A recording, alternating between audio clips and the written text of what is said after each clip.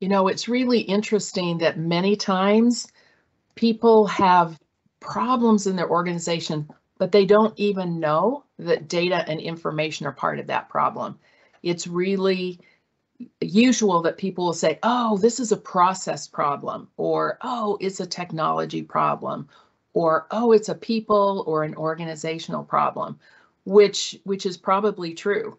But if you come at it from the data and information point of view, and you take the holistic view around data that I do, what it means is you are looking at data, which is the output of those processes and what the people do and what how the technology has handled it. And what it tells us is if that data is wrong, we have a problem somewhere in data processes, people, organizations, technology. So taking this holistic view, we are going to be able to find out which one of these areas, or it might be multiple areas where they have the problem. But if you come at it as saying, oh, it's only a technology problem, you are not going to be able to find the things you need to find in order to make your business run better. So that's one piece of recognizing that data and information are part of the problem. So you could just ask yourself these really simple questions. So one of them is just really straightforward. Do your people, and I also like to say machines, because so much of data is used by machines, by programs, and humans are not involved. Do your people and machines have the right information available to them at the right time and place to make their decisions and take effective action? If the answer is no, you do have a data quality problem. You could also ask it from another angle.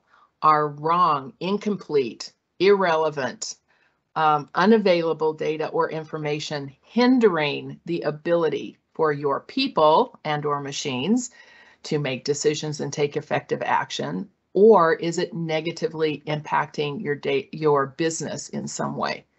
So from that other angle, if the answer is yes, you have a data quality problem. And here's just one more. Can you see evidence? Now, these things I'm going to list are evidence that we often see if we have poor quality data: unhappy customers, security breaches, wasted time, poor or delayed decisions, rework, fines, non-compliance with legal requirements. If you are seeing a lot of that evidence, it is highly likely that the quality of your data is part of that problem. And you really have to look at that, and you need to address that in order to take care of those issues.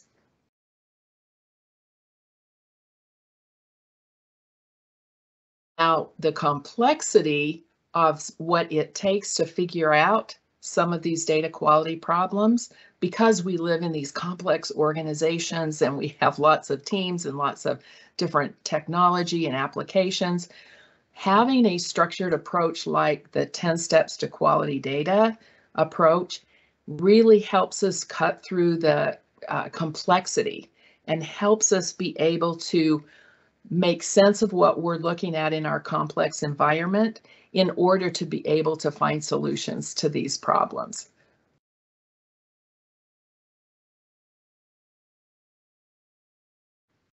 Data underlies everything that we do.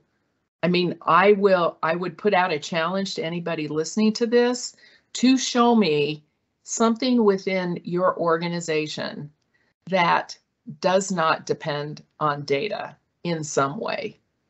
Because you can say, well, it's the people that are out there doing the work. Okay, yes, that's right.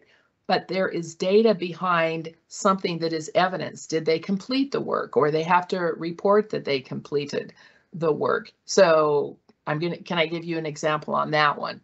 So this is an example that happened several years ago. My husband and I were living in the San Francisco Bay Area. A news flash breaks in, and there had been a gas explosion in a residential neighborhood across the bay from where we lived. So we watched this news report for 90 minutes, that's an hour and a half, The flames continued. They were like 200-300 feet in the air. And the flames continued because they did not know where the shutoff valve was so they can stop the flow of the gas. That is a data problem. I mean, the results, everything that happened, of course, that's a problem. But when I'm talking about how we're trying to solve it, data is part of needing to solve that. And this was really serious. I mean, there ended up being, 8 people died, 58 people were injured, 38 homes were completely leveled, and 70 other homes were damaged. And so, of course, there were investigations and things that happened after this, and the final reports and main headlines, actually in front page newspaper of the San Francisco paper there, would talk about how inaccurate data was a big part of the problem that contributed to this gas explosion. And some of it were things like the pipes had not been properly maintained, but the data about the pipes was wrong. So whether you have a seamed or not seamed pipe, you have a different kind of a maintenance schedule. So they didn't even have the data that told them what kind of pipes they had, how long it had been since they had been maintained, many other examples. So poor data, a big piece of what happened in this gas explosion. But you need to understand and look at it with your data eyes and be able to see how that can be part of a solution to a big problem and help prevent these kinds of things. I mean, we want good data, so something like this never even happens.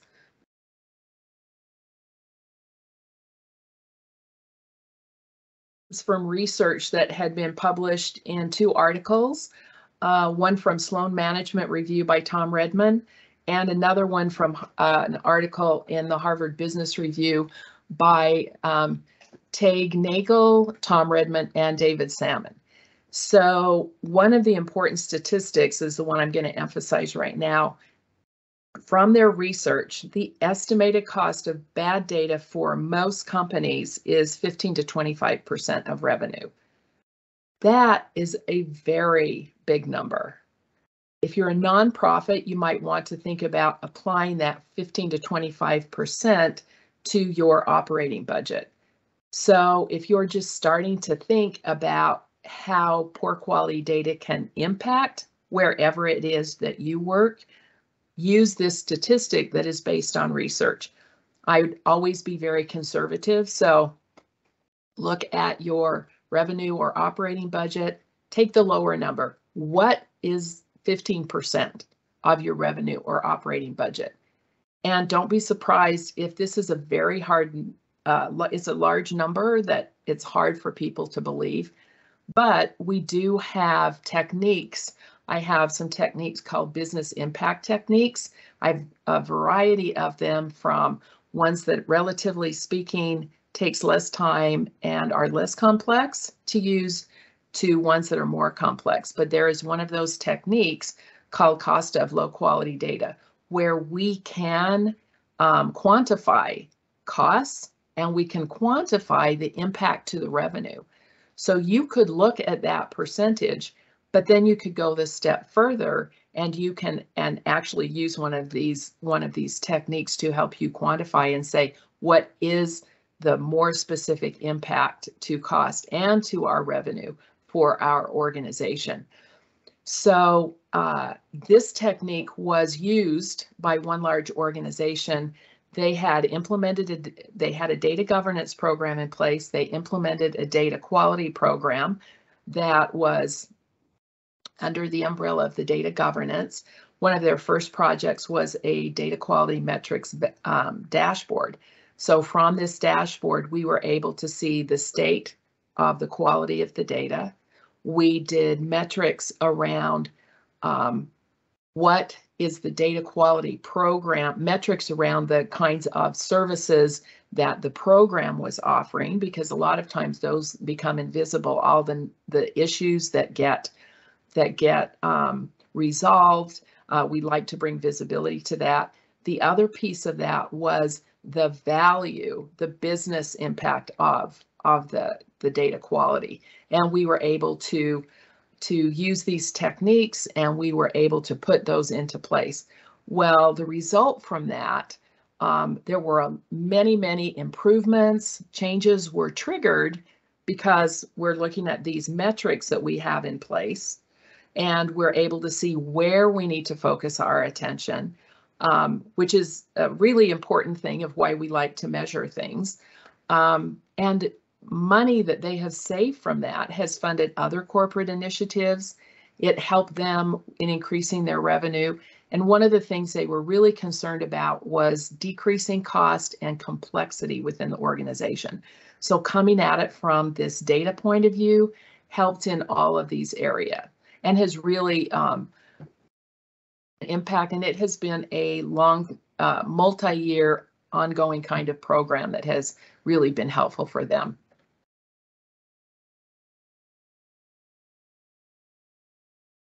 So there's kind of two pieces to think about from this. If you have this approach to data and you know how to think about data, you can start seeing things and start fixing some things very quickly, because there are going to be small things that you may see right within your area that you yourself can improve. And then there's going to be all the way to some of these things that you might find. It's like you see them, you see the impact, but other people have to get involved, or other people have more of the background, or it's other groups that actually have to fix the root causes of the problems. So it can go from, we can get this taken care of very quickly and it still has a big impact, to this is a quality problem that has a lot of different fingers, but we can use this structured approach. We can figure it out. We can bring the right people together, but it does take longer. So you can expect to probably see both of those. I can take care of this thing within a few weeks. Wow, this is going to take me 3 or 4 months. This turns on into a separate project that, might take a little bit more time.